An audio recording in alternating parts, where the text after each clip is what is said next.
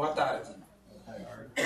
Hoje o nosso convidado é o professor Adenilson Simão, do Instituto de Ciências Matemáticas e de Computação da USP, não é isso? De São Carlos.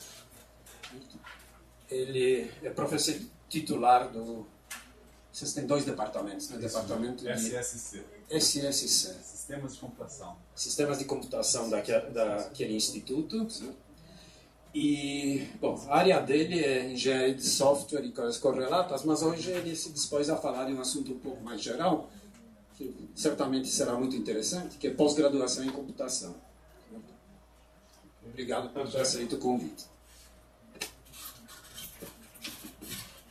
Alô? Está funcionando? Pode falar. Alô? Tá? Eu não consigo saber, não tem feedback. Você ligou aí? Você ligou? Eu liguei. Levanta um pouquinho. Tá falando. Tá falando, Vai, né? filho. Não tem muito feedback, não. Mas tá jóia. Bem, eu agradeço o convite. Quando foi feito o convite, na verdade, eu te perguntei o que gostaria, o que esperaria numa palestra desse tipo, né? Eu ofereci para falar sobre algum assunto na minha área de pesquisa, que é mais um pouco mais voltado para métodos formais, para engenharia de software, e aí eu acho que não é um assunto lá muito empolgante, e sugeriu que eu propusesse outro. Não fala isso que a Cecília vai nos bater. Sim, tudo bem. É um segredo interno isso, né? Os alunos não percebem aqui. Mas aí o que acontece é que eu peguei e propus fazer então esse tema, que é um tema sobre pós-graduação em computação no cenário nacional, que eu acho que pode ser que desperte para vocês. Ele vai ser um pouco informativo, de alguma maneira. Eu vou passar para vocês algumas informações, mas também considerando o fato de que nós estamos num ambiente que é computação e que lida com dados e tudo mais, eu posso talvez mostrar para vocês algo que vocês possam se interessar em fazer. Ok? Eu assumi a coordenação, eu fui coordenador do programa do CCMC, da USP São Carlos, de 2015 a 2017, se não me engano, 14, 17, alguma coisa assim. E uma das coisas que eu mais achava estranho era o quanto de achismo que a gente tinha, o quanto de achômetro que a gente tinha. Porque lá era assim, porque na Unicamp é assim, porque na UFMG é assim, porque na UFPE é assim, porque não sei onde é assim, porque os nossos alunos demoram muito para formar, porque um monte de achismo. E aquilo lá eu falava, não, tá bom, pode ser isso mesmo, mas é assim mesmo? É desse jeito mesmo? E não tinha muito como saber como é que era, como é que funcionava, como é que eram os outros lugares. Aí a gente ficava meio ali era uma lenda urbana que se autoalimentava e a gente não tinha muita base para fazer isso. E aí eu vou explicar para vocês, mostrar para vocês um pouquinho desse negócio do cenário e mostrar como é que foi que eu consegui, naquela época, resolver um pouco desses problemas, de eliminar um pouco dos achismos, confirmar algumas coisas, desconfirmar outras coisas, certo? E baseado em análise de dados que foram feitas a partir de bases públicas, ok? Então, fica também como um convite para vocês, caso vocês se interessem, ou, sei lá, você é dessa área, posso mostrar para vocês como é que se faz para se obter esses tipos de dados e você poder fazer análises desse tipo também, tá bom? Outra coisa que a gente vai fazer, a gente tem, a palestra vai ser dividida basicamente em 3 partes. Uma parte vai ser uma coisa mais geral, e aí eu vou estar falando sobre pós-graduação, sobre vocês e tudo mais. E aí nessa parte a gente vai utilizar esse sisteminha aqui, que é um sistema online que eu vi que vocês já estão usando, ok? Que com ele eu consigo ter um feedback de vocês sem que precisar, levanta a mão quem não sei o que. Você entra naquele endereço ali no seu celular, www.mentai.com, ok? E você usa aquele código lá para acessar a apresentação. Ao longo da apresentação, não é só para vocês darem like na apresentação, não, mas ao longo da apresentação eu posso fazer perguntas para vocês que vocês vão responder essas perguntas diretamente no celular, ok? E aí a gente consegue ver como é que está como é que está sendo, sei lá, o feedback que tem com vocês a partir desse sistema. O sistema ele é anônimo, então vocês podem ficar à vontade também para se expressar. Algumas perguntas que eu fizer aqui na frente, se vocês quiserem responder de forma legítima, fica à vontade, tá bom? Adenilson, talvez você queira colocar tela plena. Tá? Eu acho que eu tô. Sim, talvez uns F2, F12, não, F11,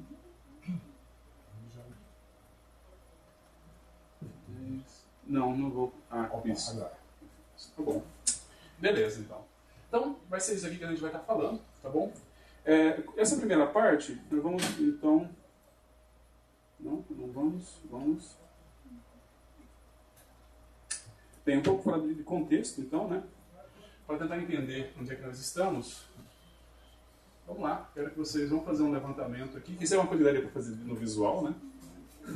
Sei que dá para fazer no visual. Mas depois a gente vai usar essas informações lá para frente também, tá bom? Então, quantos aqui?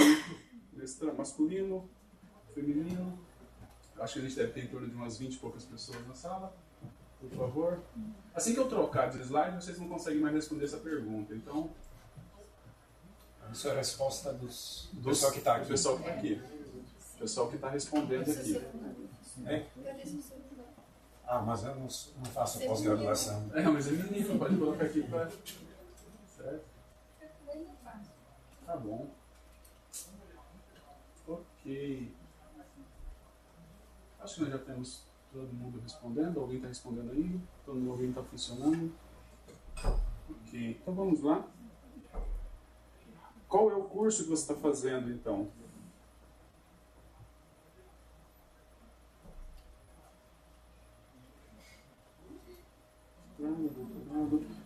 E tem outra coisa também que a gente pode fazer meio que online isso, né? Não, tá bom assim. Ok. Então quer dizer que nós temos 3 alunos de doutorado só, os outros são alunos do resto não, né? Os outros são alunos de mestrado. Eu achei que na verdade fosse ter mais alunos de doutorado.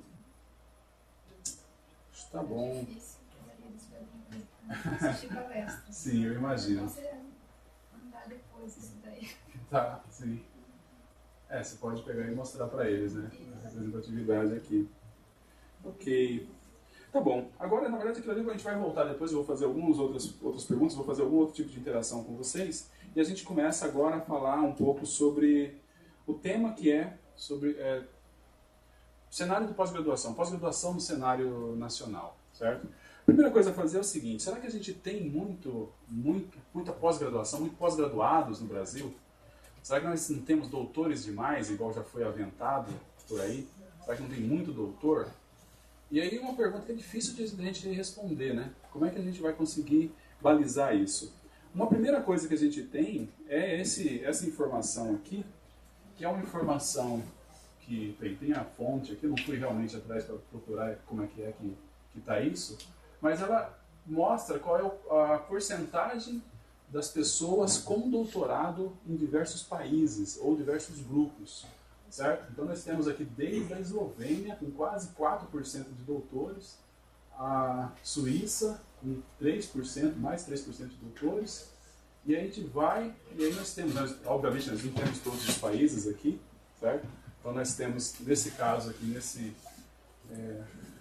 nessa escala, obviamente a gente não está com toda a representação, mas a gente observa, por exemplo, onde está o Brasil lá. Olha. O Brasil está abaixo de 0,5%. Okay?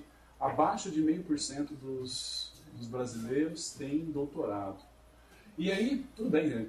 Podemos pensar, isso é muito, isso é pouco, mas aí quando você pensa, quando a gente vai falar qual é o futuro, como que o Brasil deveria estar no futuro, como é que deveria ser uma projeção para educação do Brasil, para a formação do Brasil, a gente pensa nesses caras que estão aqui para frente, né? A gente vai pensar, talvez seria legal que a gente fosse igual a Portugal, ou igual a França, ou igual a Finlândia, a Inglaterra, que são países que têm uma porcentagem, são países menores, mas que a porcentagem da população que tem doutorado é bem maior do que a nossa. E se a gente continuar formando doutores no ritmo que a gente está formando agora, ainda assim demoraria muito tempo para a gente saturar a ponto de estar comparável em termos de porcentagem com países que a gente considera países, que seria o futuro, o nosso futuro, certo? Então, uma primeira pergunta que a gente poderia fazer e uma resposta parcial, obviamente que isso aqui é somente um recorte, né? É que o Brasil não tem doutor demais, nós não temos doutorado sobrando, não temos doutor sobrando. Talvez o que a gente tenha que repensar é a alocação dos doutorados em relação às funções que as pessoas com doutorado desempenho, certo? Mas nós temos um quadro aqui de comparação que mostra que a gente está bem diferente. Aí a pergunta seguinte, que eu vou tentar investigar com vocês aqui é: como é que está o cenário da computação? Quantos de doutorado, será que a gente não tem gente com doutorado demais na computação? Tem doutor em computação demais já no Brasil? Essa seria uma próxima pergunta a fazer. Bem, seria estranho se eu chegasse à conclusão que sim, né? Com toda essa introdução, eu teria, na verdade, se fosse para chegar a essa conclusão, eu teria escolhido outra figura para mostrar aqui, e não essa. Mas, para vocês terem em perspectiva, aqui nós temos, do ano 2017 e 2018, e aí depois disso aqui que eu vou mostrar, a gente vai dar um zoom depois nesse tipo de dados aqui, que eu vou mostrar para vocês, e vou mostrar como é que você poderia, com o conhecimento de computação que vocês têm e tal, poderiam produzir esse tipo de dados e produzir esse tipo de análise vocês mesmos, certo? O que nós temos aqui é o seguinte: esse é o número, o número de doutores formados. Aqui não está cortando, é isso mesmo. Eu vi que depois, quando eu estava olhando depois da apresentação, tem alguns dessas figuras que por algum motivo está cortando números aqui. Mas nesse caso não está não. O número de doutores formados em computação em 2017 e 2018 é isso daqui: 756 doutores formados no Brasil em computação. Okay? Nesses 2 anos aqui, somado 2017 e 2018. Aí a pergunta é: isso é muito? Isso é pouco? Eu estava fazendo algumas buscas, isso aí são informações que você não tem tão aberto assim, mas que você consegue procurar em fóruns, e aí algumas pessoas internas apresentam esse tipo de informação para você. Por exemplo, quantos doutores tem empregados na Google?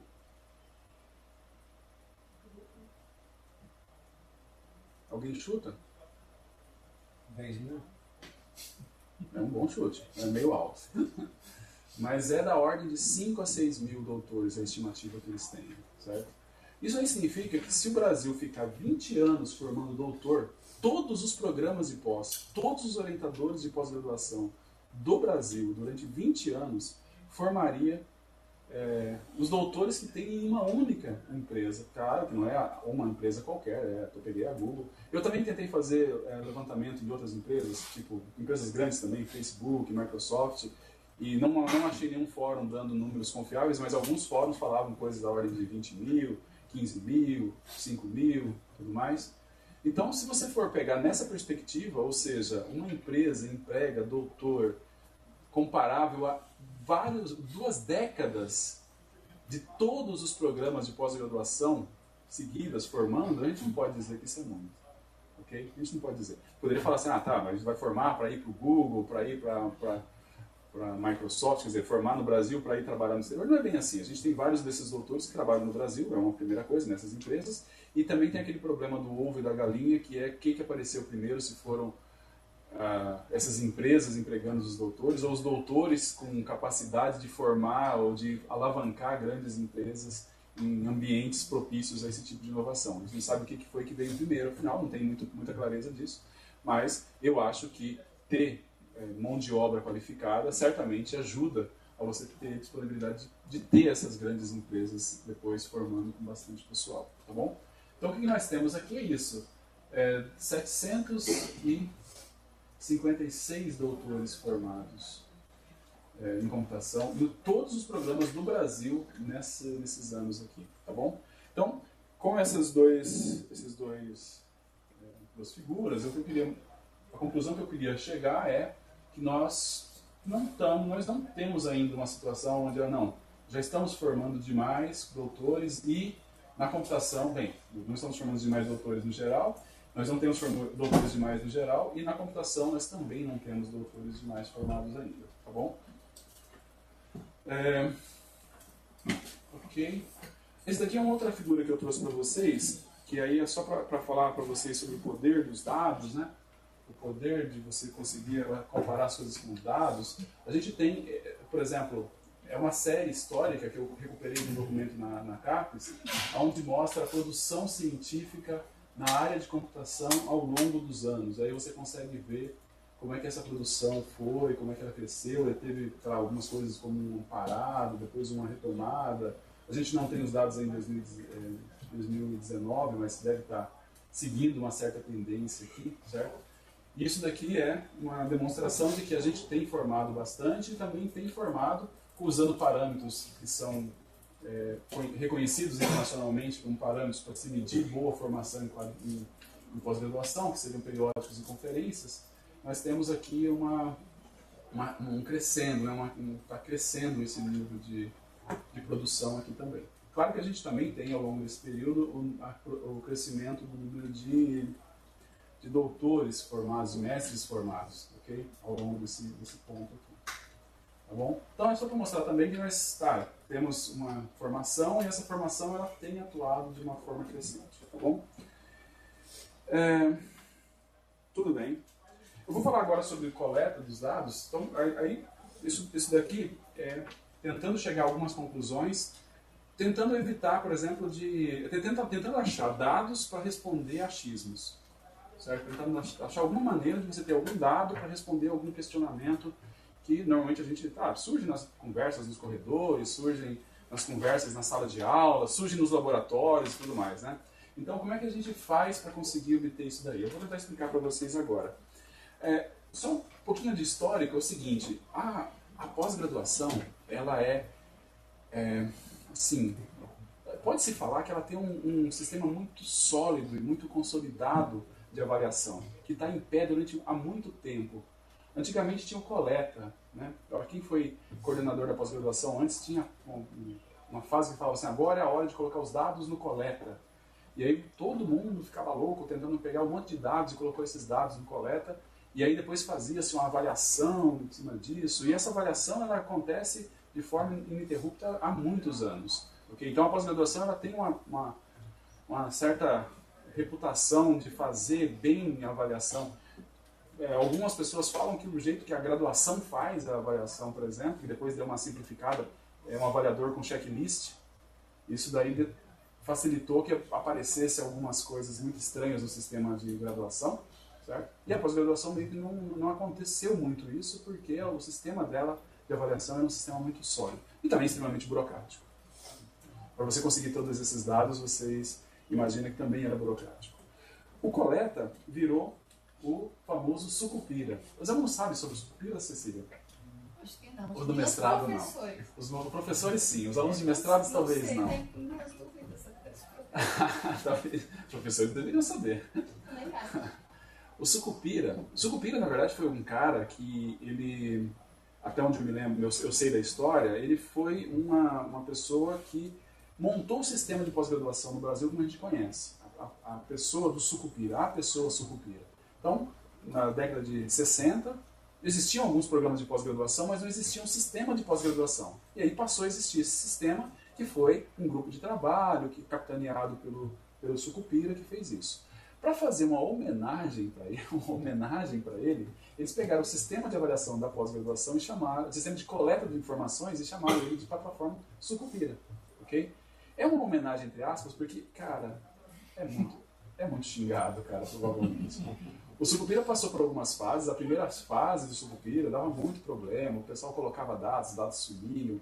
E agora está numa fase mais estável, os dados já não somem mais, mas são muitas informações que você tem que colocar lá, são muitos dados, que é uma coisa de tirar o sono dos coordenadores, né? Então, os alunos de mestrado talvez não sejam tão afetados, ou não estejam tão próximos disso, mas os alunos de doutorado eventualmente acabam sendo, e os professores certamente são. Tem um monte de coisa que tem que fazer no começo do ano, que é para alimentar os dados no Sucupira, certo? Mas aí, a pergunta é, eu sempre falo isso também, eu fui coordenador, presidente de comissão e tudo mais, eu sempre tinha essa premissa. Não me peça para colocar um dado no sistema se esse dado não vai ser usado. Se ele não vai servir para alguma coisa. Pedir, olha, sei lá, eu vou fazer para participar dessa disciplina aqui, eu peço qual é o CPF da mãe do aluno. Se você está pedindo isso, é porque provavelmente você iria usar esse CPF para alguma outra atividade. Pedir por pedir, o dado pelo dado, não deveria fazer sentido, certo? Então, o Sucupira tem esse ponto, ele solicita muitos dados. Mas aí, o que eu vou tentar mostrar para vocês é que ele permite que a partir desses dados todos que você tem disponível no Sucupira, que você faça um monte de análises em cima disso. Essas análises elas podem ser feitas tanto internamente pela CAPES, então eles têm lá os comitês, que eles chamam diretoria de avaliação. A diretoria de avaliação tem toda uma comissão lá que monta dados, como você pedir. Eu gostaria de saber quanto tempo o aluno de mestrado que não mora na cidade de origem demora para terminar o mestrado. Eles vão lá, demora um tempinho, mas parece que me mandam uma planilha com isso. Pega todos os alunos, veem a cidade de origem, onde ele está estudando e tal, vê se ele está... O pessoal da CAPES lá, que é o pessoal que trabalha com avaliação, eles podem fazer esse tipo de solicitação e agora eles conseguem responder. Certo? Então, começou a ficar um pouco mais transparente, pelo menos para quem está mais próximo da avaliação, para que pedia tanta coisa? Para que se solicitava tanta coisa? Pedia um monte de informação que às vezes não tinham para que usar naquele momento, mas que eventualmente no futuro alguém falava, não, eu gostaria, seria legal a gente comparar isso com isso, aluno com bolsa termina antes, aluno sem bolsa. Isso é uma premissa que a gente tem, que às vezes não é verdade. Às vezes não é verdade, às vezes o aluno com bolsa não necessariamente termina antes. Então, mas vamos ver se é isso? O que a gente pode fazer agora? Vamos lá e vai no Sucupira e pega a informação e aí brinca um pouquinho com alguns scripts lá e sai com alguns dados para isso. E isso daí você pode fazer. O que é mais interessante também, você pode fazer isso com todos os dados de todos os programas de pós-graduação do Brasil. Não só do seu programa, certo? Você consegue baixar, eu baixei todos os dados de todos os programas de pós-graduação do Brasil. Tenho isso. Eu processei os dados de todos os programas de computação, que eles estão processados num formato que eu consigo manipular. Mas o que eu pretendo fazer assim que eu tiver um pouco mais de tempo é de comparar. Eu vou mostrar para vocês algumas comparações que a gente consegue fazer.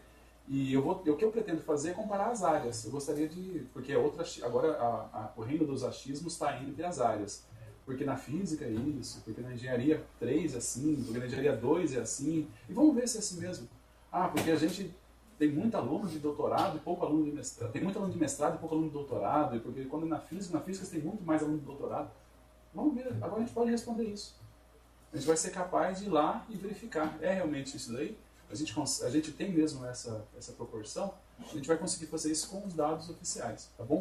Eu vou mostrar agora para vocês um pouquinho sobre como é que é o Sucupira. Bem, a outra coisa também que surgiu foi o Thanos. O Thanos foi uma brincadeira que surgiu, na verdade, no seguinte sentido. Eu fiz um sistema que ele meio que processava esses dados e aí coloquei esse sistema para rodar e eu peguei uma máquina que estava disponível lá e coloquei o sistema para rodar nessa máquina. Só que eu não sabia que o IP da máquina... Eu acessava a máquina pelo IP. Depois eu descobri que a máquina externamente era conhecida como Thanos.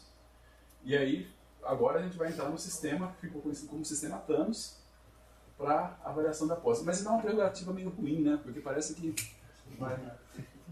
sei lá, só metade vai se formar. Só metade dos programas, não sei.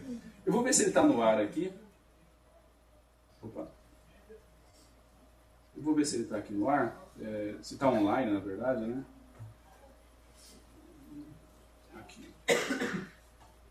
Isso aqui é uma das coisas que eu posso passar o link depois para o professor, vocês podem brincar, qualquer um pode brincar com isso daqui também, certo? Mas basicamente, aqui eu dou uma explicadinha.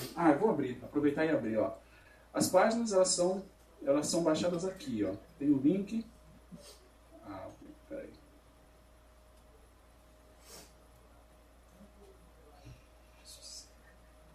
Você vai na plataforma Sucupira, essa é a famosa plataforma Sucupira, ok? E aqui você consegue baixar os dados. Vamos supor, eu gostaria de pegar a coleta, informação da coleta 2018, eu vou pegar a Unicamp, certo? E aqui eu vou pegar um programa, não sei qual que eu pego, talvez Ciência da Computação, pode ser? E aqui está... Vamos ver, né? Oi? Vamos ver se tem. Aqui tem. Tá errado, já percebeu. Tá errado não, tá certo, né? 2018 era o Guilherme. Mas aqui eu peguei o coleta de 2018. Tem isso também, vocês viram que eu tenho os dados ano a ano, de vários anos disponíveis lá. O que eu vou mostrar para vocês é alguma coisa de 2017 e 2018, mas eu também tenho, pelo menos na computação, eu tenho os dados dos últimos 6 anos, na verdade, que pode ser combinado se quiser. E aí, você vem aqui embaixo, ó, tem todas as informações que você possa querer sobre o programa. Por exemplo, discentes. Ó. Ele vai gerar aqui, tem todos os discentes, o que aconteceu com o discente, o nome do discente, o que aconteceu com o discente, certo?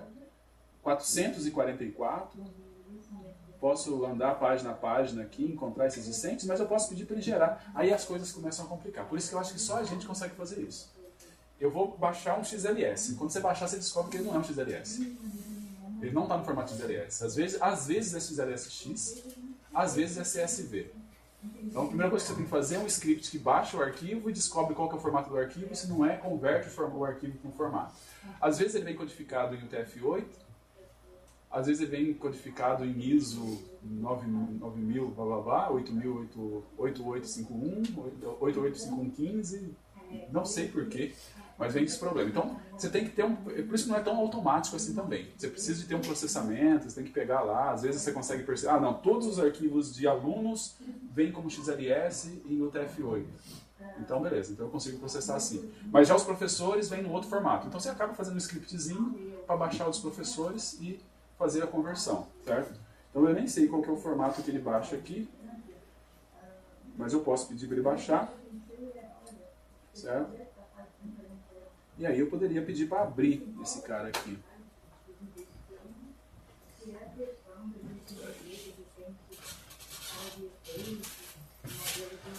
Agora,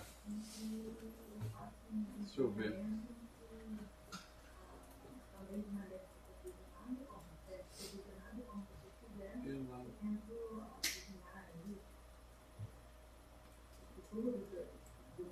Foi o que a gente acabou de baixar ali.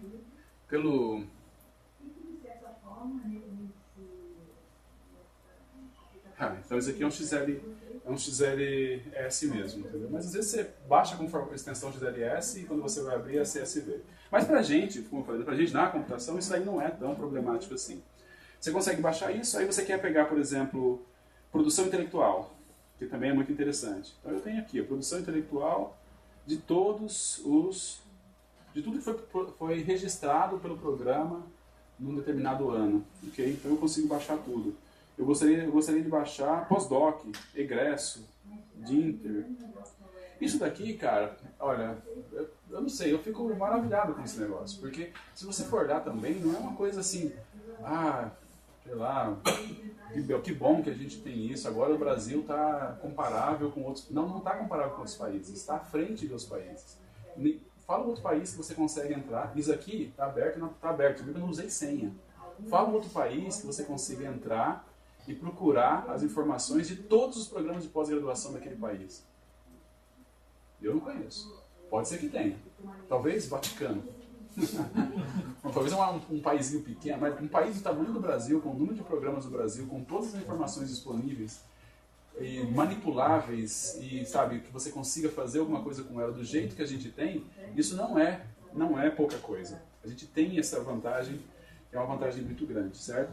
Eu fico assim, não tem muito segredo também. Depois que você converte isso daqui para um arquivo texto, você vai usar R, Python, a linguagem que você dominar para poder fazer esse tipo de análise e tentar fazer as suas conclusões. O que eu vou mostrar para vocês aqui é alguma coisa que eu fiz, com o processamento que eu fiz, mas fica como convite para que vocês também peguem e façam coisas semelhantes, ok? Aí, o que foi feito foi isso aqui, olha, a interfacezinha está meio ruimzinha, mas, bem, acredito que já está muito melhor do que as primeiras versões que eu fazia. E aqui eu posso, por exemplo, vamos supor que eu queira pegar todos os programas nível 7, nível 6 e nível 5, e eu gostaria de fazer uma comparação entre eles. Então eu tenho aqui, esse aqui já foi provavelmente já gerado, senão ele vai demorar um tempinho para processar. E agora eu tenho um monte de análises que eu fiz. E essas análises, elas surgiram assim também. Todas elas foram feitas para responder achômetros. Coisas que a gente sabe, que a gente queria poder comparar internamente, então vamos tentar fazer um script para fazer uma análise desse tipo. A gente fazia isso internamente, a única coisa que está mudando aqui é que agora você pode escolher como é que você vai fazendo a comparação.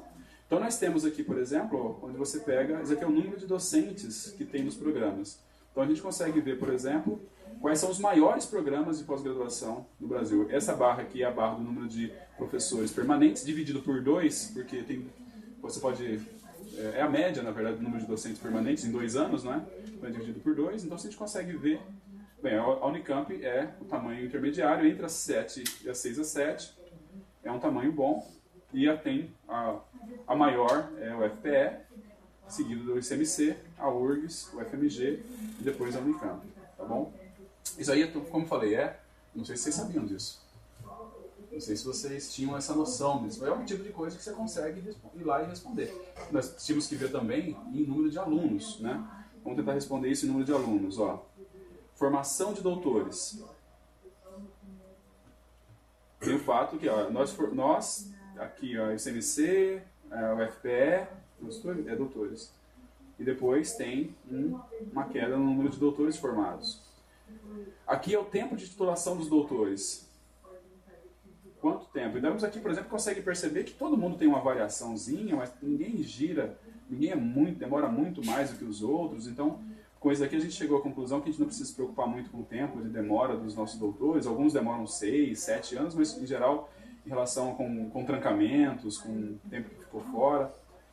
Aqui é número de mestres formados. Se você for, por exemplo, uma coisa que a gente percebeu é que a gente tem respondendo uma pergunta para a gente, para o ICMC, é que a gente forma muito doutor e quando vai para mestre, comparado com o número de docentes que a gente forma pouco mestre.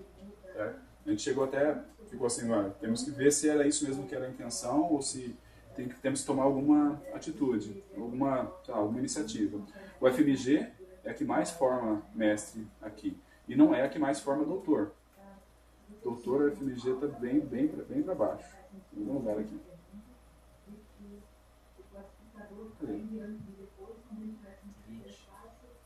20, né? Aqui, ó. Daí depois tem o tempo, e aí vai. Esse aqui é um gráfico que eu acho muito legal. Esse aqui foi para responder a seguinte pergunta. Os nossos alunos, aí veio de um aluno. Professor, a gente vê aqui, estamos no doutorado, a maior parte dos meus colegas do doutorado são caras que eram do mestrado. E os nossos colegas saem do mestrado aqui e vão fazer doutorado lá na Unicamp, vão fazer doutorado lá no INE, vão fazer doutorado em outros lugares, a gente não recebe.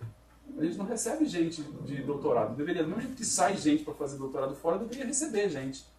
Aí eu montei esse daqui para responder essa pergunta.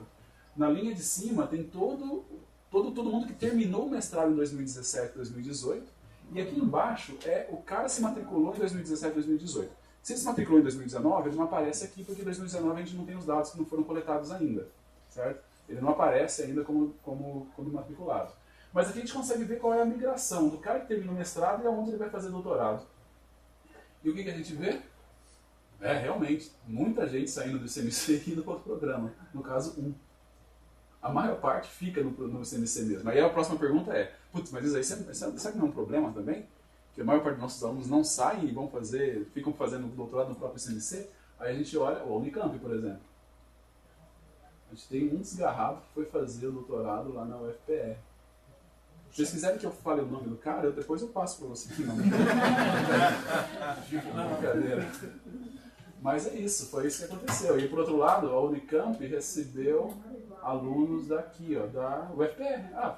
Não, o UFPR veio foi agora aqui, ó, né, ó, da UFRN. Veio um aluno de doutorado para cá. Mas, ou seja, você consegue... Olha isso daqui. Ninguém saiu. Terminou o mestrado, se foi... Aí repara também, né? De novo, não está completo porque a gente não tem os dados de 2019. Se o cara se inscreveu no doutorado em 2019, eu não sei o que aconteceu com ele. Certo? Então, na próxima versão do gráfico, eu vou ter uma amplitude maior e a gente vai conseguir ver melhor isso. Mas não deve mudar muito, né? Não é possível que de 2018 para 2019, aí sim, aí que o pessoal do Pernambuco foi para outros lugares. Não deve ter sido isso. Mas o que a gente percebe aqui, cara, olha, ninguém veio, ninguém foi, é todo mundo que ficou. E aí, se a gente tem uma outra maneira, eu posso até mostrar depois um outro gráfico, onde eu mostro todos os programas, vocês vão ver que outros programas de Pernambuco ficam na UFPE. Outros programas também que tem na Rural de Pernambuco, do César, que mais também vai para a UFPE, não sai para ir para outro lugar. Então, fica ali. A UFC também tem um perfil de distância de outros programas, né? Sim. A maior parte. Esse é o padrão geralzão. Alguns até são, assim, a Federal Fluminense teve um pouquinho de divisão aqui ainda, mas ficou a PUC e fica no Rio. Foi a PUC e o FRJ, certo? Não sai dali. Aqui a Santa Catarina, aí vai um pouquinho para a PUC de Minas, mas aí coisas pontuais, mas não existe assim uma grande migração e tal. Ou seja, mas de qualquer forma, esse é um dado interessante, mas o mais interessante é, a gente consegue responder isso. A gente consegue ter esse tipo de informação, a gente consegue rastrear isso. A próxima pergunta que eu poderia fazer é o seguinte, cara, será que isso aí não acontece só na computação? Pode ser que isso aí seja uma característica só dos computeiros. Os computeiros não gostam de viajar, não gostam de sair. O computeiro, depois que ele montou a república, ele fica com ela até terminar o doutorado. Pode ser que seja essa a hipótese. O que a gente pode fazer? A gente vai baixar os dados da física, por exemplo. A gente tem os dados da física, baixa os dados da física e monta um gráfico desse daqui parecido. Pega, veja os programas da física que acontece. Quem sai do mestrado e vai para o doutorado, certo? Outras coisas que eu gostaria de responder, mas aí de outras áreas. Tem áreas que falam assim, mestrado não é importante. A física é uma delas. A física fala, mestrado não é importante. Eu gostaria de saber, será que não é mesmo?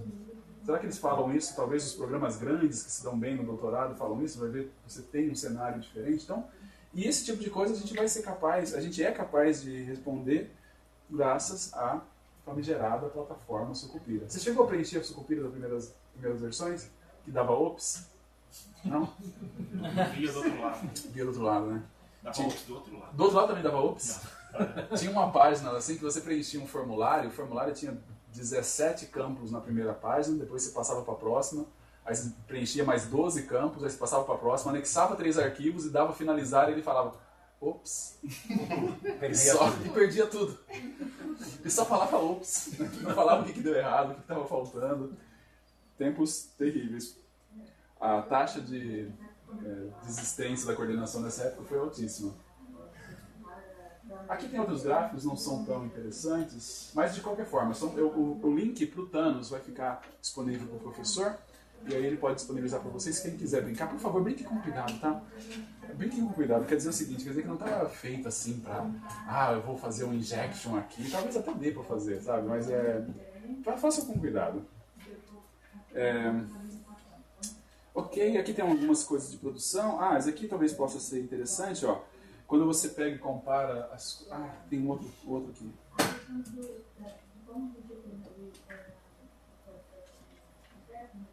Ok. Quando você pega mestres por docente, né? Quando você vai pegar mestre por docente, aí você percebe. A Unicamp estava com um certo número lá, mas quando você vê, é um platôzinho. Tem alguns que tem um foco maior em mestres. As PUCs, por exemplo, o FMG, não entendo porquê, mas tem essa... A Unicamp está aqui junto nesse miolo e a gente está aqui, ó. Bem baixo a nossa relação de mestres por docente. Tem outra figura aqui que é interessante. Essa daqui é uma coisa para se trabalhar, certo? Mas vocês estão bem já. É o idioma da tese. A Unicamp está aqui, por exemplo, 82% das teses são escritas em inglês, ou yes. Certo? A gente está aqui, ó, tentando subir esse nível aqui. É uma coisa cultural, porque até 4 anos atrás era proibido escrever em inglês, a tese em inglês. Para você escrever a tese em inglês, você tinha que pedir permissão para um monte de gente. Hoje não, hoje é default. Default que você possa escrever em inglês sem ter que pedir permissão. Então, o que está acontecendo agora é que gradativamente está aumentando essa cultura, mas vocês ainda... dificilmente a gente vai chegar em um quadriênio ou 2, vai chegar no nível que vocês já têm aqui. A menos que a gente coloque lá, toda a tese tem que ser escrita em inglês, senão você tem que escrever uma justificativa para não escrever em inglês. Aí aumenta também. Quando você vai para a dissertação em inglês, aí vocês estão aqui, ó. Dissertação em inglês, vocês são os que mais produzem teses, dissertações e mestrados em inglês. Registrados no Sucupira, também tem isso, tá? Quando você mexe com os dados lá, você descobre que tem cara que ele terminou o doutorado aproximadamente 3 anos depois de nascer. O cara nasceu 3 anos depois, ele era doutor. É possível, é difícil, né? Tem gente que é titular depois que termina o doutorado já imediatamente, não é? Mas é pouco provável. Outra coisa também que acontece é que tem de gente que nasceu em 6 de janeiro 5 de janeiro, é uma coisa interessantíssima. Muito provavelmente, bem, esse do caso do doutor é erro de digitação, o cara digitou errado lá, trocou, inverteu um ano lá, e de 6 de janeiro é quando o cara não está com saco, a secretária não está com saco de colocar, vou ter que cadastrar o membro da banca. Puta, quando data de nascimento do membro da banca, acabei de falar um palavrão, não está gravando, né? Data de nascimento do membro da banca. Ah, não vou perguntar. 5 de janeiro. Me manda abraço. Então eu acho que é isso que explica. Quando você pega todos os participantes e você faz um cluster de data de nascimento, elas formam os clusters em algumas datas interessantes, assim, entendeu? Mas tudo bem, mas não é uma coisa tão importante assim. Aí temos aqui as publicações, se vocês quiserem dar uma olhada, ver níveis de publicação. Aqui eu acho que é interessante. Quando você olha publicação em números absolutos, a gente sempre está bem, a USP, porque vocês lembram lá que a gente o número de docentes é bem grande, o número de doutores também é grande e tal. Quando a gente faz a divisão pelo número de docentes, quer dizer, faz uma ponderação pelo tamanho, aí a gente já fica um pouquinho mais para cá. Sim, meio que no pelotão aqui junto, quer dizer, esses programas são todos programas nível 6 e 7, estão bem, e aqui a PUC, Rio, por ser bem, com um corpo de orientadores bem reduzido, acaba quando você faz a divisão pelo denominador baixo, ela sobe também. Ok, mas aqui nós estamos aqui, ok? Bem, acho que só tem mais um gráfico que eu acho que eu gostaria de mostrar. Tem vários.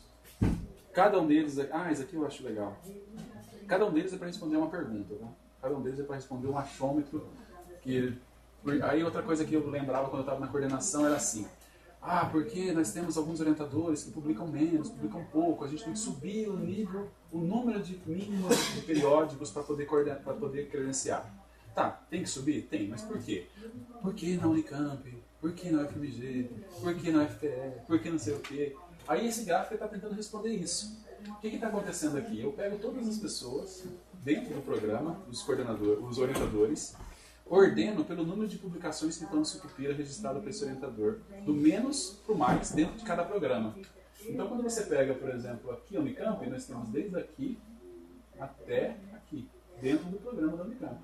Quando a gente pega o nosso, está daqui até aqui. Ou se você pegar o FMG, a gente tem até aqui um cara que publicou, e aí eu fui conferir, é isso mesmo.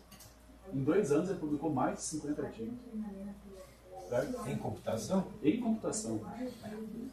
Eu não consigo ler 50 artigos em 2 anos, mas não estou duvidando que o cara seja capaz. Mas de qualquer forma, o ponto é, o que você consegue inferir desse gráfico aqui? Isso não existe, essa distribuição interna existe em todos os programas. Todos os programas vão ter aquelas que estão numa área que é mais fácil publicar. Vamos dizer assim, mais fácil não. A publicação decorre mais naturalmente. Tem áreas, por exemplo, que o aluno de C sai com periódico. O aluno de C sai com periódico com pares razoável. Certo? Por quê? Ele pega um modelo, uma base de dados que nunca foi usada para aquele modelo, aplica a base de dados naquele modelo, gera os gráficos lá e publica, beleza, tá bom. Algumas áreas não, algumas áreas você precisa de 1 ano, 2, 3, modelo, validação, não sei o que, tal, até sair com uma publicação vai bastante tempo. Então, isso daí existe dentro de todas as áreas. A menos que nós tivéssemos uma área onde está todo mundo nessas coisas mais publicáveis, a gente teria uma coisa de mais um platô. Nós não temos esse platô. Por que não temos? Porque há uma distribuição natural das áreas dentro dos programas. Okay? E isso acontece dentro de todos os programas. Você pode perceber que os únicos que não têm esse comecinho zerado, começo zerado também, tá vendo que aqui é zerado, tem um hiato aqui. Zerado normalmente é assim, é docente que está se desligando do programa, docente que não está mais, está saindo, então não é uma aberração também não, certo? Mas os únicos que não têm esses hiatos, vocês têm um hiatozinho aqui, eu tenho um hiatozinho aqui, são as PUCs. As PUCs não têm hiato. Por que a PUC não tem hiato? Se o cara tiver o hiato, no semestre seguinte, o cara está fora. Não só da pós, mas da universidade, certo? E eles colocam um limite mínimo para você poder estar no programa, e aí eles conseguem colocar esse limite mínimo de forma rígida, então nenhum deles começa em zerado aqui. Tá vendo? Isso aqui são as 3 PUCs. A PUC do Rio Grande do Rio, do Paraná e a PUC do Rio Grande do Sul. Tá bom? Tirando isso, todas elas que entram por concurso, que tem um processo já de público e tudo mais, vai ter esse processo, vai ter esse desvio, certo? Vai ter esse desvio, vai ter essas que publicam bastante e os que vão publicar pouco. Isso é normal, ok? Aqui, na verdade, são várias maneiras de você ver a mesma coisa, só vendo só periódicos, só conferências, só status superior, tudo mais. Gráfico. Como é que é a participação dos alunos dentro das publicações? Isso aqui é um gráfico onde eu pego o seguinte, para cada publicação eu mostro o seguinte, ó, numa publicação, essa daqui são as publicações que estão registradas no Sucupira que não tem nenhum aluno. Essa daqui tem um aluno, aqui tem 2 alunos, 3 alunos e aí eventualmente 4 alunos. Esse daqui quer dizer que tem publicações que tem mais que 4 alunos, que daí eu acabei não colocando aqui no gráfico. Entendeu? Então nós temos meio que essa distribuição aqui, ó, o número de alunos que aparecem nos periódicos. Nós estamos praticamente iguais aqui no meio, em torno de 50%. Isso aqui também responde a uma outra coisa. Quer dizer que 50% das publicações do programa não tem necessariamente os alunos, que é uma coisa que os alunos têm como folclore, que acha que o cara precisa do aluno, porque sem o aluno ele não tem publicação nenhuma, nunca vai, só publica com o aluno. Não é bem verdade, não. Tem uma boa parte da publicação que não envolve diretamente os alunos não participam, que é o pesquisador como pesquisador mesmo, não só o cara como orientador. Isso aí acontece, certo? É interessante que em algumas áreas o número de artigos com 0 alunos é próximo de 100%. Porque não se publica com aluno. Os alunos publicam sozinhos, os orientadores publicam sozinhos. O aluno publicar com o orientador não é bem visto. Isso aí acontece em áreas de humanas, história, direito, entendeu? É interessante isso. Daí a análise que eu estava fazendo para outras áreas, eu já consegui observar esse tipo de coisa. Okay? Isso aqui nos periódicos, quando você vai para as conferências é interessante, as conferências já mudam um pouco, olha. Ou seja, quando você vai nas conferências, o número de alunos participando das publicações aumenta bastante. Vai em torno de 30% sem publicação, 70% com publicação de alunos. O que eu acho que é o esperado também, né? Nas conferências. Por que é o esperado? Porque a boa parte dos alunos são de mestrado e aluno de mestrado às vezes não dá tempo de sair a publicação no periódico, já acabou o mestrado do cara, e aí já não entra nos dados, e aí já fica mais... A conferência não, a conferência o cara consegue ver o ciclo todo acontecer dentro do próprio mestrado, e aí ele aparece nesse gráfico aqui. Tá, esse daqui, esse gráfico da catapora aqui, também é interessante. Isso aqui foi feito recentemente, que a ideia é assim: duas publicações com o mesmo título no Sucupira. Ou seja, se ela está com o mesmo título, quer dizer que 2 programas registraram lá no Sucupira. Vocês registraram, a gente registrou também. Porque provavelmente tinha aluno, professor daqui e professor de lá, aluno daqui, aluno de lá, ou qualquer coisa do tipo. E aí a grande pergunta é, porque sempre, isso aí foi feito recentemente para responder a seguinte pergunta: será que a gente deveria zerar e desconsiderar as publicações que estão em 2 programas? Ou contar em um dos programas só? Porque a impressão que dá é que se a gente não fizer isso, vai ter programa que só vai ter publicação com os outros e que não. Eu acho até o contrário, eu esperaria que tivesse mais publicações conjuntas. Quem mais tem publicação conjunta tem 10, que é a UFRJ e a UFRJ, não? E Federal Fluminense. Um lado e outra parte. Sim. Leva o artigo do lado lá, depois volta. É basicamente isso. É os únicos que têm um número maior de publicação. Aqui também tem, olha, Federal Fluminense e PUC Rio. Federal do Paraná e PUC Paraná. Proximidade geográfica. Proximidade geográfica. Aí tem a Unicamp e o FMG, que eu acho que é razoável. Os dois são programas grandes, certo? Acho que pelo tamanho dos programas é estatisticamente provável que tivesse publicação conjunta. Aqui nós temos a Unicamp e a USP São Carlos. Certo? A Unicamp e o IME. A gente e o IME tem pouco também, eu achei que fosse ter mais.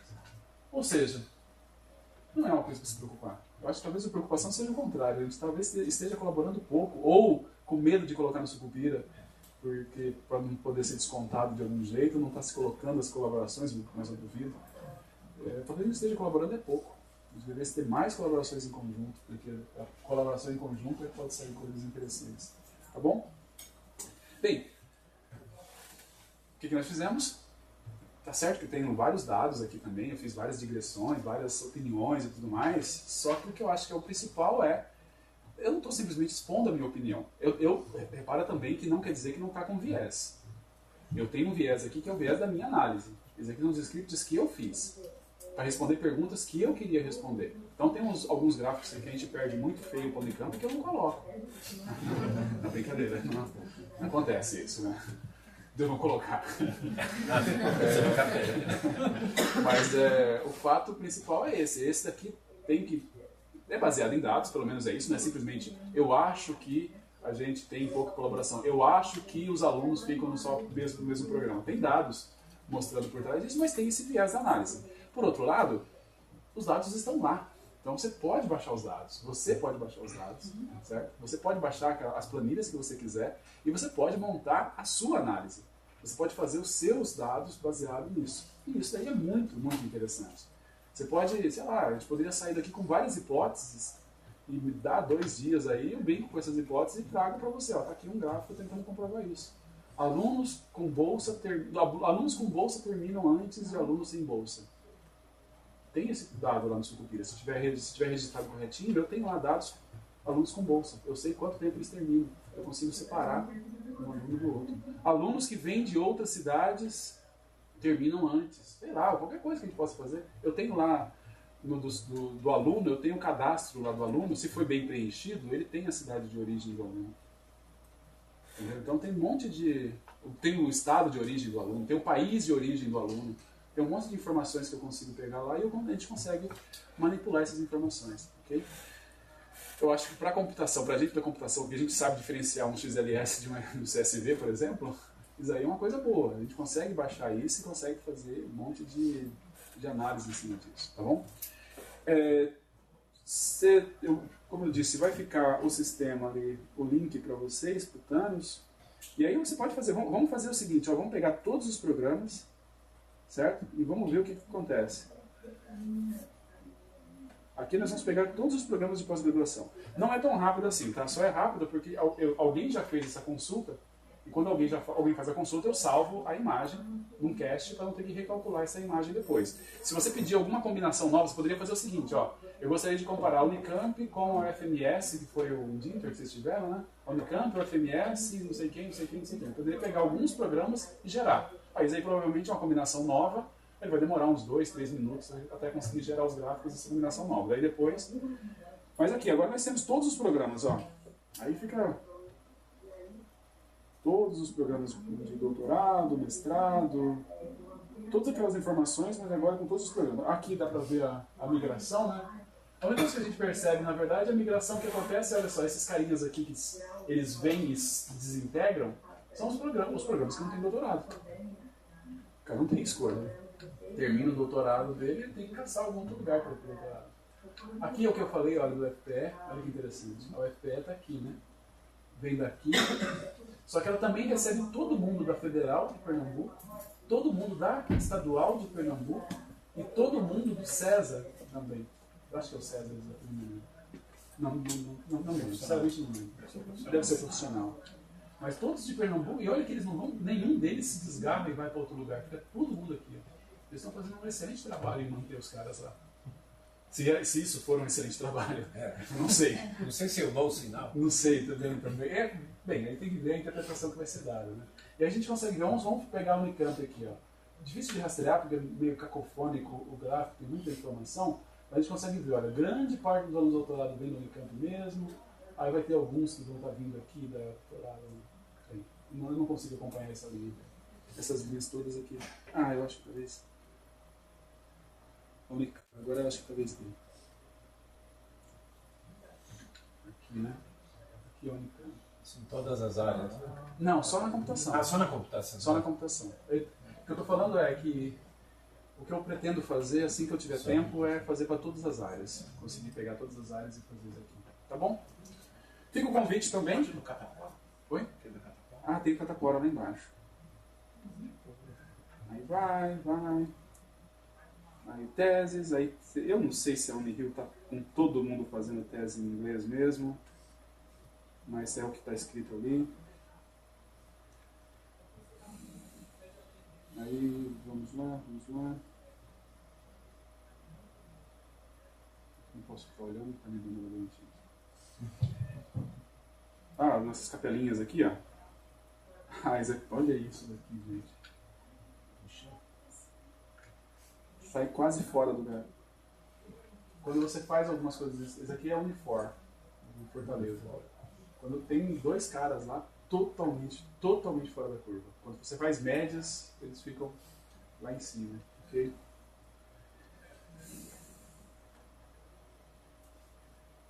Catapora. Tá aqui. Chegou. Ah, nós temos uma grande... Alguém chuta aqui? O que é isso daqui? Os dois programas da FPE. Os dois programas da FPE. E o docente. Sim. Onde tem profissional acadêmico. Exatamente. Aí, na verdade, eu poderia gerar um outro onde só pego só os acadêmicos, né? Aqui tem profissional e acadêmico. Aí sim, aí o cara está nos dois programas, aí ele realmente registra tudo em um e no outro, certo? Poderia, inclusive, tem interesse, Rodolfo, de ver só os profissionais? Ou só os acadêmicos? Faz sentido. Né? Vamos ver só os acadêmicos. Então a gente desconta todos os profissionais. Ok. E aí vamos lá para o Catapora.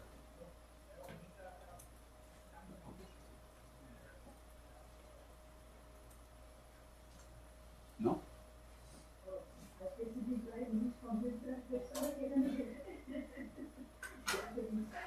Cadê? Ah, tá aqui. Ajustou até a escala, né? Agora tá 25 é o máximo. E vai ser entre quem? A UFPE ainda e a Federal e a Rural do Pernambuco. Que é o que mais tem em produção. E aqui nós temos a Unifor com o Instituto Federal do Ceará. De novo são geograficamente próximos. Geografia ajuda. Olha o Rio também. Olha os do Rio. Aqui, se a gente pegar, talvez, pegar o Rio, pegar o maior aqui, vai ser... Olha, FMG Federal Fluminense. e a Federal Fluminense. Então a gente precisa de um trem-bala ali quando São Paulo. Boa. Vamos fazer isso e aí a gente já Passando por aumenta, Campinas. assim, já que Campinas já faz parte da grande São Paulo, São Carlos, Não, né? é o contrário. O quê? Campinas faz parte da grande São Carlos, não? Não, todas as cidades com São fazem parte da Grande Da Campinas. grande Campinas. São Paulo, São Carlos, É São José dos verdade. Campos, São Sebastião do Rio. Excelente, excelente. Mas tá bom. Ok. Eu só vou querer mostrar para vocês, ainda na base das informações, quase acabando já. Agora daqui vai ser só informacional também. Tá. Número de docentes. No Brasil, agora nós vamos fazer 3 coisas. Ó. Isso aqui é o número de docentes que tem em programa de pós-graduação no Brasil, em computação, 1.600. Esse daqui não tem nada a ver. Mas isso aqui é o seguinte, ó, quando você compara São Paulo com o resto do Brasil, tá? E aí, quando você pega o Brasil, forma 756 docentes. Quando você vê São Paulo forma 191 desses 750 e poucos, certo? Essa é a proporção que a gente tem. Então, a gente forma, sei lá, mais de 20 e tantos % dos doutores do Brasil. Aqui é o número de mestres, aqui é onde está cortando o número, é 2.820 mestres, certo? Dos quais 468 são formados no estado de São Paulo. Esse daqui também é outro gráfico que eu posso disponibilizar, aqui eu comparo cada estado. Então nós temos o São Paulo comparado com o próximo estado, que é o Rio Grande do Sul, que é depois o Pernambuco, Rio de Janeiro, Minas Gerais, Paraná, número de mestres. Aqui é São Paulo, Rio de Janeiro, Pernambuco, Rio Grande do Sul, Paraná, Minas Gerais e número de doutores. Certo? Deixa eu ver se tem Catapora aqui. Catapora por estado. Vamos batizar isso aqui de gráfico Catapora. Daqui você tem a comparação de um estado colaborando com outros. Então todos os programas do estado colaborando com outros. Então nós temos aqui São Paulo, que colabora mais com Minas e com Paraná. Um pouquinho com Pernambuco e um pouquinho com o Ceará também, certo? Bem, de novo, o Amazonas vai ter algum, provavelmente vai FMG, né? O Amazonas vai FMG. Tá certo. Pessoal, a mensagem dessa primeira parte, tá bom, professor? Obrigado. A mensagem dessa primeira parte é mais em relação a isso. É um convite, então, para que a gente brinque de ciência de dados, que é uma boa moda. É uma coisa que a gente já fazia há muito tempo, só que agora tem um nome mais chique, que é pegar dados, processar dados e tentar extrair coisas, informações, ou, sei lá, concluir coisas em cima a partir desses dados, tá bom? A gente vai depois abrir uma fase para perguntas. A gente volta aqui para a apresentação. E vamos ver se vai dar certo.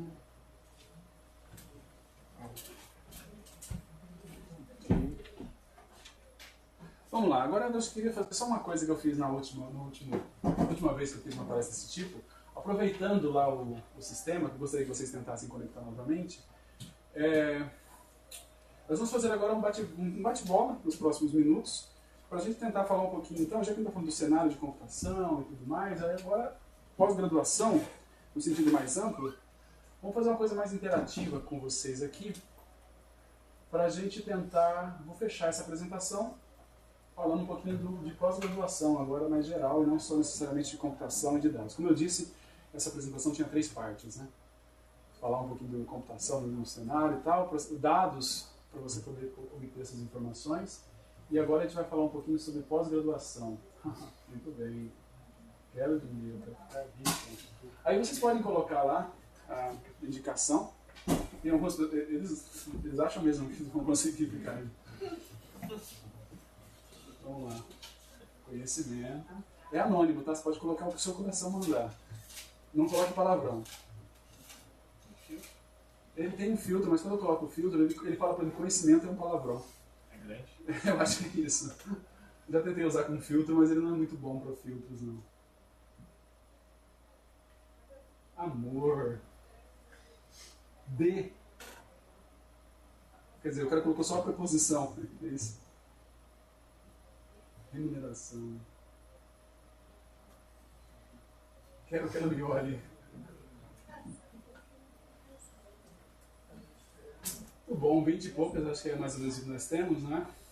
É interessante isso, porque a gente sempre pondera por que a gente está fazendo pós-graduação, né? E é um questionamento válido, e eu acho que é um questionamento que, bem, de certa forma vocês já responderam isso em algum momento lá atrás, decidiram fazer pós-graduação. Mas você poderia perguntar quantos que são oriundos aqui da Unicamp ou do Estado de São Paulo, quer dizer, a pós-graduação é uma maneira de continuar mais um tempo em casa, né? Mais um tempo próximo de onde já estava. Casa no sentido de onde você estudou. Mas, tentando falar um pouquinho sobre o que fazer pós-graduação, eu acho que as respostas que estão aqui são todas elas, exceto as que eu sei que são de brincadeira mesmo, né? Dominar o mundo, não vai. Certo? Ficar rico. Pode ser que seja, mas não necessariamente porque você está fazendo pós-graduação que você vai fazer isso, certo? Mas tem algumas coisas interessantes que a gente pode ver aqui. Uma delas realmente é o conhecimento. Uma coisa que é interessante a gente perceber é que dentro da discussão da estrutura da pós-graduação no Brasil, tem uma coisa, até a palavra nem apareceu aqui, tem uma peculiaridade do nosso sistema que é na pós-graduação basicamente onde se faz pesquisa no Brasil. Nós temos pesquisa fora da pós-graduação, mas não em volume suficiente para poder... A maior parte da pesquisa é feita dentro do contexto de pós-graduação. Certo? A maior parte da geração de conhecimento que se dá através de pesquisa, ela realmente é feita a partir de programas de pós-graduação. Então, colocar conhecimento como sendo uma coisa importante dentro do pós-graduação, ela realmente é importante nesse sentido. Pós-graduação não é simplesmente, você não está aqui simplesmente para adquirir um conhecimento, mas para gerar conhecimento também. Isso daí é importante. O pessoal do doutorado, eu sei que tem poucos alunos de doutorado aqui, mas o pessoal de doutorado, isso é mais importante ainda. Não é só importante, isso é essencial, é 100%. Por definição, quando você terminar o doutorado, você vai ter contribuído com o estado da arte de alguma maneira. Você vai ter produzido alguma coisa que a humanidade não sabia uma resposta, que depois que terminou o doutorado, a humanidade passou a saber. Certo? De certa forma, quando você faz doutorado, é isso. Não interessa. E o título de doutor só te diz isso também. O que o cara fez? O cara pegou um problema e respondeu um problema que não foi respondido ainda, e o cara respondeu esse problema de uma maneira que avançou com o estado da arte, avançou com o estado do conhecimento. O mestrado tem um pouco disso, mas o mestrado é um pouco mais leve. Por exemplo, se você estiver fazendo um doutorado e, assim, uma semana, 2 semanas antes, alguém me parece com a mesma ideia que você teve do doutorado, publicada, você não tem um doutorado. Você não vai defender o que você fez. Você vai defender a contribuição que você deu. Mas se alguém publicou isso antes de você, você não deu contribuição nenhuma. Fala, mas gente, eu trabalhei bastante, estou 4 anos trabalhando aqui. Tudo bem, legal, você ganha um parabéns, ganha um joinha e um abraço de todo mundo. Mas não um título de doutor. Certo? Isso é um pouco diferente no mestrado. No mestrado é ok, ninguém espera que a coisa que você faz no mestrado seja necessariamente inédita. Você tem que fazer alguma coisa num nível que demonstre que você adquiriu conhecimento, desenvolve conhecimento, mas se alguém aparecer, olha, isso aí já foi feito na Finlândia em 73. Entendeu? Isso aí não vai falar, não, tá bom, então eu não vou dar o título de mestre para você por conta disso. Mas no doutorado, isso aí com certeza vai ter. Ok? Trabalho é uma coisa interessante, nem toda área você tem muito essa relação. Eu estou sentindo, eu fui pejorativo agora sem querer. Trabalho, eu estou falando assim, você ir para a indústria, você ir fazer uma startup, você ir para o mercado. É muito possível, é muito comum as pessoas terminarem o mestrado, terminarem o doutorado e, em vez de continuar com a pesquisa, ir para uma empresa. E aí, a grande pergunta é, compensa você fazer isso? Vale a pena você fazer isso? Vale a pena fazer o mestrado, fazer o doutorado? Qual que é a diferença de um cara que faz mestrado, doutorado, em relação a alguém que não fez? Para alguém que não fez esse mestrado, não fez esse doutorado. Certo? Normalmente é um cara que tem uma formação de pós-graduação, seja ela no que for, é um cara que ele vai ser capaz de pegar um problema e resolver esse problema com profundidade. É um treinamento que você tem, você resolve o problema. Verifica isso e resolve esse problema, mas com uma profundidade que não é uma profundidade somente técnica, é uma profundidade científica do negócio, certo? E isso daí está sendo cada vez mais importante. O diferencial que as empresas precisam para poder competir, principalmente as empresas grandes, os lugares que provavelmente vocês gostariam de trabalhar ou as startups que vocês gostariam de gerar, você precisa de ter esse tipo de diferencial, ok? Claramente, palavrão não está amarrado, não. Mas vamos lá. Tem outra pergunta. Quais seriam suas principais preocupações em relação à pós-graduação? Na verdade, eu aproveitei isso aí da pergunta da última apresentação que eu fiz, que eu achei interessante. Porque uma das coisas que a gente tem observado bastante, no ICNC principalmente, é que a pós-graduação tem gerado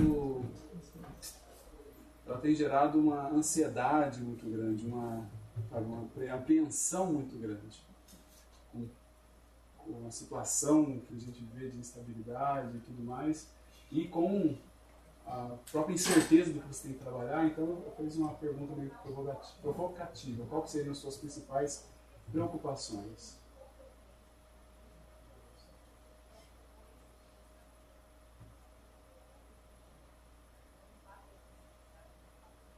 Defender, uma excelente preocupação.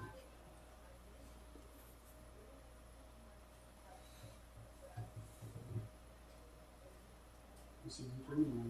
Impacto da pesquisa.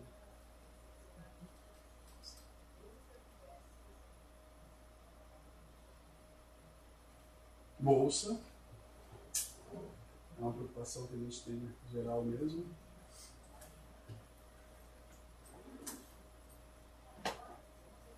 O legal disso aqui é que você consegue jogar as coisas assim. Abra sua alma, vamos dizer assim. Você pode, como é anônimo. Você compartilha o arquivo? Posso compartilhar. Com identificação. Não, ele identifica só o nome da conta do Google, do cara, do Android que ele está usando. Não, brincadeira, não faz isso não.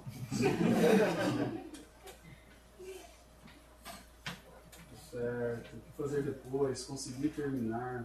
Interessante realmente. Uma coisa que conseguir terminar, eu acho que defender, conseguir terminar é uma coisa interessante do sistema que a gente tem, né? Porque vocês vão passar por uma seguinte situação: vocês vão ter trabalhado, feito um monte de coisa, e depois no final vocês vão aparecer na frente de uma banca, e aí na frente da banca você vai apresentar o que você fez, e aí ela vai falar, olha, aprovado, provavelmente essa é a resposta, aprovado, não aprovado, certo? E isso daí é uma coisa que gera uma pressão, uma ansiedade muito grande. Vai ter um dia da vida de vocês que no dia anterior vocês não tinham título, no dia seguinte vocês tinham cumprido tudo e feito o título, e naquele dia decidiu-se como é que seria o dia seguinte. Né? Isso daí, sempre que a gente tem uma situação dessa, gera apreensão. Né? Sempre quando você vai ter uma ruptura no seu status, na sua vida e tudo mais, isso aí gera apreensão. E você tem que se preparar para essa apreensão, você tem que se preparar para essa situação. Vai passar por isso. Você quer passar por isso, né? Aliás, você quer passar, você não, provavelmente você quer defender, você quer obter o título. E para você chegar a obter esse título, você vai ter que estar preparado a passar por esse processo de... como é que você vai fazer para terminar, para defender, certo? Isso aí é realmente importante. A gente tem muitos casos de alunos brilhantes, alunos muito bons, mas que não têm estrutura para aguentar os últimos dias, antes da entrega e antes da defesa. E não é porque o trabalho está ruim, não é por nada não, é porque é da natureza humana você ter essa situação. Não tem adianta você falar, não, vai dar tudo bem, vai dar tudo certo, o trabalho está muito bom. Cara, aquele dia é um dia diferente, aquelas horas são horas diferentes. E aí aquilo lá vai te gerar uma apreensão muito grande. Então você tem que dar um jeito de se preparar. Uma coisa que às vezes sugiro é que você assista defesas. Né? Eu sempre falo para os meus alunos, vá assistir defesas, vá ver outras defesas, você vai ver que bate bastante, mas no final termina tudo bem, o cara acaba elogiando e dando parabéns. Isso é normal. Junto, né? Tira foto junto e sorrindo ainda. Um deles sorrindo mais que os outros, mas... Então o que acaba acontecendo é que é importante você participar do processo, entender como é que é o processo. E a gente tem se preocupado bastante com essa situação, inclusive até não apareceu tanto aqui, né? Depressão, por exemplo, ou problemas desse tipo não apareceram tanto quanto apareceram em outras apresentações que eu fiz. E é uma preocupação realmente complicada que a gente tem. E eu não acredito que a pós-graduação ela faça, eu não acredito que aparecem algumas manchetes que a pós-graduação faça mal para as pessoas, porque a pós-graduação faz mal para a saúde mental das pessoas, igual alguns lugares apresentam. Eu não acredito nisso. Eu acredito que assim, a gente tem alguns elementos que não é muito normal. Exceto se você for fazer uma apresentação para uma grande venda da tua empresa, e aquela venda, se você conseguir fechar, você vai ficar milionário, e se você não fechar, você vai ser desempregado.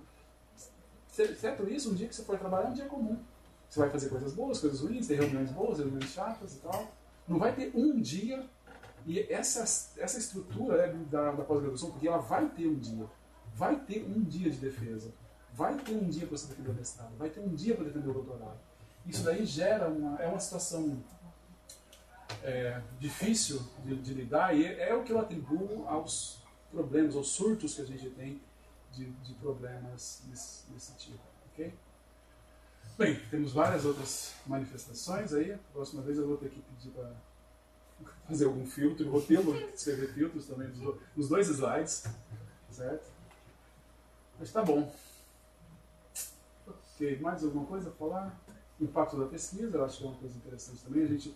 É uma coisa que a gente sempre começa assim, né? Você começa a mestrado, eu vou fazer um negócio, cara, vai ser muito legal, vai ser revolucionário. Passa mais um ano, doutorado, passa um ano, cara, tem que qualificar, cara, que problema que eu vou conseguir. Aí você acha um problema lá, esse problema vai ser bem legal. Passa mais um ano, cara, não é bem assim, né? E agora, não estou conseguindo fazer isso aqui. Passa mais um ano, ai, velho, só quero que isso acabe. Vamos lá, vamos procurar a contribuição. Se tem contribuição já, vamos defender isso daqui. A gente deixa para salvar o mundo da próxima vez, no próximo doutorado, certo? Então é basicamente isso daí, tá bom? Acho que eu tenho um último slide. Esse aqui é um slide de questões. Se vocês quiserem fazer perguntas pessoalmente também, não tem problema, levanta a mão e pergunta. Se quiser, você pode jogar uma pergunta aí e a gente pode tentar responder isso daí, tá bom? Ou também a gente pode terminar a palestra, a Cecília que diz.